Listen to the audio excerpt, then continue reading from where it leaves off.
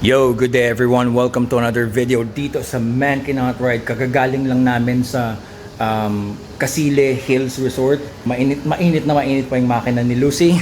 Yan ni Lucy, pagparada ko dito sa garahe, sabi ko may nakaharang na motor. Kaninong motor yan? CF Moto motorcycle. Isa sa mga bago nilang labas ngayon. Let's take a look at the CLC 450. First look, first hawak, first kilates. Magiging honest lang ako. Titingnan ko kung ano yung mga matitripan ko, kung ano yung hindi ko matitripan. CLC 450 dahil ang motor niya, ang kanyang engine ay 449cc displacement. Hindi ko alam kung bakit may nakalagay na 1989. Ang biglang kumuha ng attention ko, it's a drive belt. It's a belt-driven drivetrain. Wag na nga tayong mag-comment. I-walk around na lang natin. Gulong niya is CST. It is 130 by 90 by 16. Upside down forks.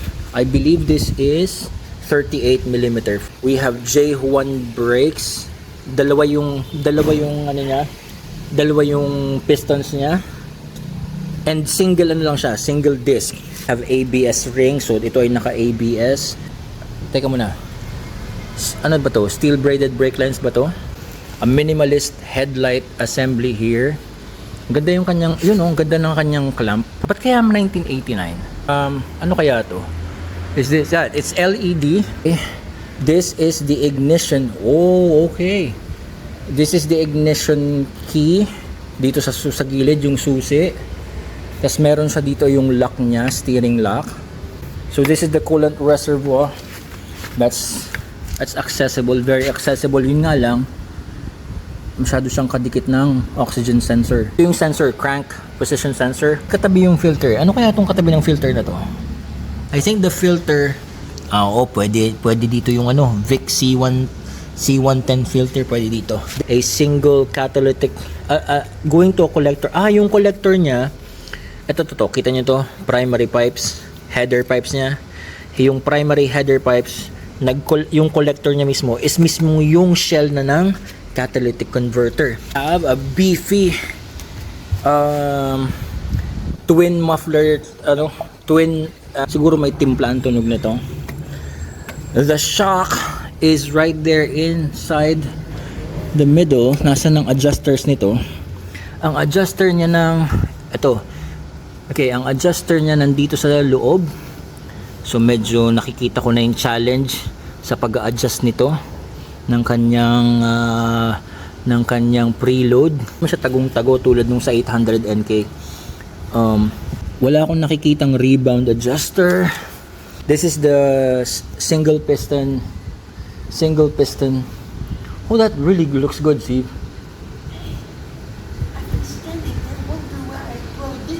Just put it there, dun sa likod. Ako na bahala nga may magtapon. So, regular disc, single piston rear brakes. Maganda yung, organic yung brake pads niya. Okay. Unbranded siya, wala siyang nakalagay na J1. I don't know if they're using the in-house CF Moto. Okay, eto maganda to kasi itong chain adjuster type na to, katulad to nung sa 400NK ang design ng kanyang swing arm. I'll measure it. Okay, so you have ABS on the rear. Now yung rear tire niya is 150/80 by 16. Tail section, I believe this is all LED. Para saan to? So the seat, 2 seats siya. So may for the rider, for the pillion. Again, kung sa akin tong motor na to, tatanggalin ko na to. Hindi ako nag-aangkas. Kahit asawa ko, hindi ko inaangkas. Yung girlfriend ko, hindi ko Yes, removable yung pillion foot pegs. We have a drive belt, belt-driven system. Fuel tank, cockpit, single circular display. Hindi ko alam kung ano tong itsura ng display niya, pero wala naman akong pakialam doon. Basta meron siyang information, useful information, that's fine. risers niya. Okay, kita nyo yung riser niya tumaas tsaka pumasok para mas maganda yung comfort ng ergonomics ng rider. Kung ako, non-adjustable yung forks, the controls, the clutch, interrupter switch, usual buttons. The usual buttons kung ito ay stock o pinalitan na niya. Uy, 2 fingers, okay, magaan. Clutch springs. On the right side, we have a brake lever, adjustable yung reach. That's good. Ang brake master niya, tank, is yung ganito. Switch, it's standard. Hazard switch, it's standard. Overall, maganda yung kanyang presence. Hindi muna ako magsasabi ng mga hindi ko trip. Kasi baka mabash na naman. Anyway, wala naman akong pakialam kahit mabash tayo. I'm just being honest and I'm just being really true to myself. Gumagawa ako ng review o ng first impressions para sa sarili ko. Hindi para sa ibang tao kasi mali ko ba sa gusto nyo. I can estimate the seat height. Seat height, ito nasa 750 or 740. Tuping-tupi ang tuhod ko. So forward foot controls, kita nyo naman yan. Very comfortable yung reach. The wide handlebar. Okay, initial response ng shock. Okay. Medyo may matigas sa kanyang the forks. Medyo parang before I give you yung mga kaunting mga room for improvements para sa akin. Mamaya ko na babanggitin para kukunti na lang yung nanonood kasi masyadong mahaba na yung video. Kung akin to, okay?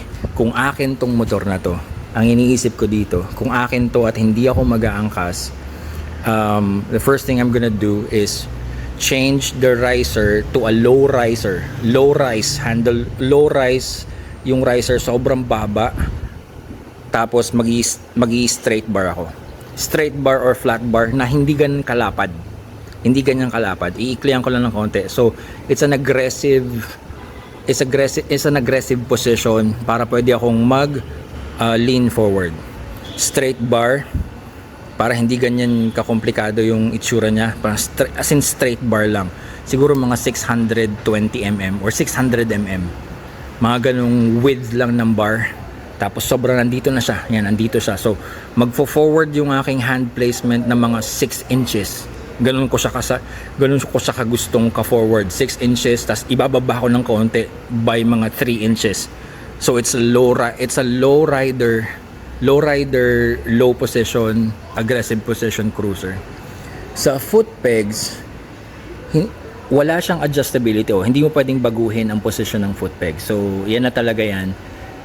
Wala na akong magagawa dyan. Iiwan ko na to. Maganda na yung upuan niya. Okay? Wala na akong pakialam sa upuan. Just sa motor ko, naka-hard seat ako eh. So, wala akong pakialam kung yan ay may foam o wala. It's okay. It's okay. Hindi na ako gagastos. Yan na yung upuan.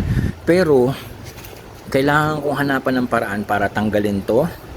Kasi hindi ako mag-aangkas. Tanggalin to. I think you can remove it. Yeah, you can remove this. So, you remove all of this. Remove all of this. Remove this. Tapos, hanapan na lang ng paraan para ma-integrate, mailipat yung ilaw dito sa upuan. Ang mangyayari nga lang doon, syempre pag umuulan at dinaan ko to sa ulan, ay tilamsikan sa akin. Pero okay lang yun, hindi man ako nagra-ride sa ulan madalas eh. So, I'm gonna get rid of all of this. Ito, tingnan nyo, imagine nyo, I'm gonna get rid of all of this. Yan. First, ito, okay na ako sa side mirror nito, itataas ko lang. That's it, pansit. Ito, para po ito sa akin. Okay, hindi po to para sa inyo, ito ay para sa akin. Itong mga sasabihin ko, okay, para sa akin, ako. Okay, wala akong pakialam sa inyo. Okay, kung sino man kayo, wala akong pakialam sa gusto nyo, sa ayaw nyo. Alright, ito ako. Nagpapakatotoo. Hindi ako nagre-review para sa inyo. Nire-review ko to, depende sa kung anong nararamdaman ko. Alright, at kung anong yung alam ko.